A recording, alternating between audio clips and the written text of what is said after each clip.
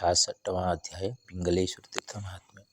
श्री मार्कंडेय जी बोले, हे धर्मराज, नर्मदा के उत्तर तट पर हंगाम के समीप श्रेष्ठ उत्तम पिंगल वार्त तीर्थ की यात्रा मनुष्यों को यात्रा करनी चाहिए। ये धर्मराज, अग्निदेव द्वारा पिंगलेश्वर महादेव स्थापित हैं। धर्मराज ने पूछा, है मुनिवर, पिंगलेश्वर महादेव की स्थापना अग्निदेव ने किस कारण किया, यह मुझे बताने की कृपा करें। मार्कंडेय जी ने बोले, देवादिदेव महादेव माँ पार्वती के साथ क्रीड़ा करने की जिज्ञासावश अपने बीर्य सामर्थ्य से कामरूप अग्निदेव को संतुष्ट किया। महातेजस्वी श्री शंकर ने अग्निदेव के मुख में अपना तेज डाल दिया। उस तेज से जलते हुए अग्निदेव ने तीर्थ भ्रमण का मन बनाया। वह समुद्र और नदियों में क्रमशः भ्रमण के बाद श्री नर्मदा के तट पर पहुँचे। वहाँ पहुंचकर अग्निदेव ने तीव्र भक्ति के साथ ध्यान समाधि में उतर गए। अग्निदेव ने वायु ग्रहण करते हुए 100 वर्ष से अधिक समय तक घोर तप किया। तब वरदायी भगवान शंकर अग्निदेव की तपस्या से संतुष्ट हो गए। उनके समीप पहुंचकर श्री शिव जी ने बोले, हे अग्निदेव, जो तुम्हारे मन में हो वह मुझसे मांग लो।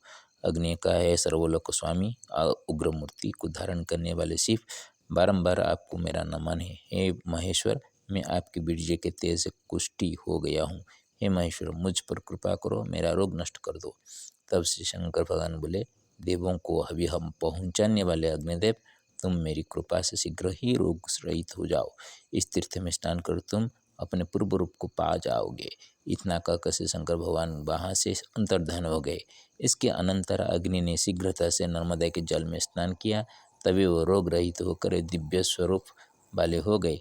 उन अग्निदेव ने वहाँ पिंगलेश्वर महादेव की स्थापना की। श्री पिंगलेश्वर के नाम से उनकी पूजा की और सहस्र स्तोत्रों द्वारा श्री शंकर जी की वंदना की। तदनंतर वे वहाँ से अपने स्थान को चले गए।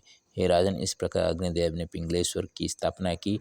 जो मनुष्य क्रोध को जीतकर यहाँ व्रत उपवास करता है, उसे अतिरत्र यज्ञ का फल मिलता है और अंत में वह रुद्रभाव को प्राप्त होता है। हे राजन, जो पुरुष सुपात्र ब्राह्मणों को यथाशक्ति अलंकारों से अलंकृत बछड़े सहित कपिला गौ दान करता है, वह मनुष्य उत्तम गति प्राप्त करता है। इसमें लेश मात्र भी संशय नहीं है। मया कृतम संस्कृतेन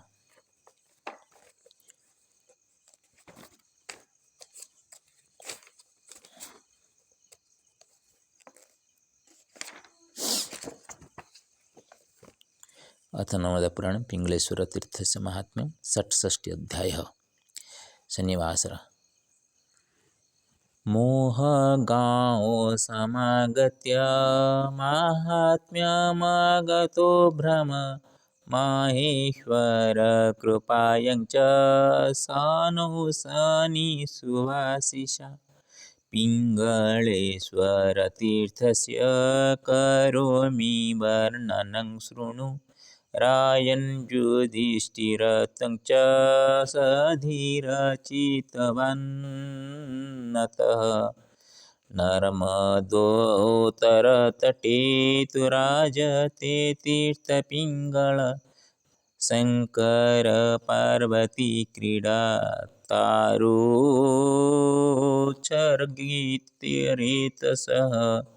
अग्निना प्राप्य स जजासौ कुण्ठितो भ्रमितचतु। नर्मदातटमाश्रित्य तपसा तोषितहरः।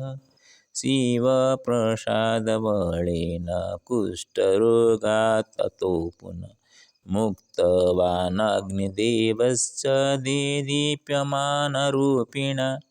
पिंगलेश्वरलिङ्गस्य संस्थाप्य क्रियते च तं पूजनमतिधैर्येण, तस्मात् पिङ्गळमाख्यितः।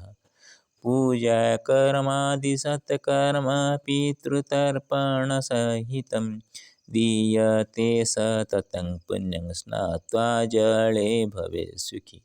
पितरोऽपि झटत्येव स्वर्गस्थो प्रतिगमनं कुर्वन्ति तो कुरु नात्र संशयमनसा पुनः।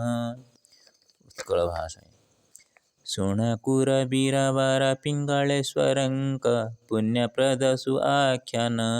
नर्मदा उतारे शंकर रेत को धरी कुष्ठ अग्नि तन पार्वतीश्वरंक क्रीडा काळगते शंकर रेत छाडिन अग्निमुखाग्रते पायी हंती कुष्ठ असह्य अग्निक मन भ्रमे भ्रमे अग्नि गंगा यमुना सरस्वती गोदावरी नर्मदा तटारे आश्रयी होईन ईश्वरंक तपश्चरी ईश्वर आशिषे कुष्ठमुक्त अग्नि पिंगळेश्वर स्थापन सई स्थान जाण अति पुण्यप्रद समस्त पापनाशन पिंडदान तथा तिळतर्पण रे पितृलोक स्वर्गवासी धन्य धन्य दान अन्न वस्त्रदान करायत से स्वर्गवासी.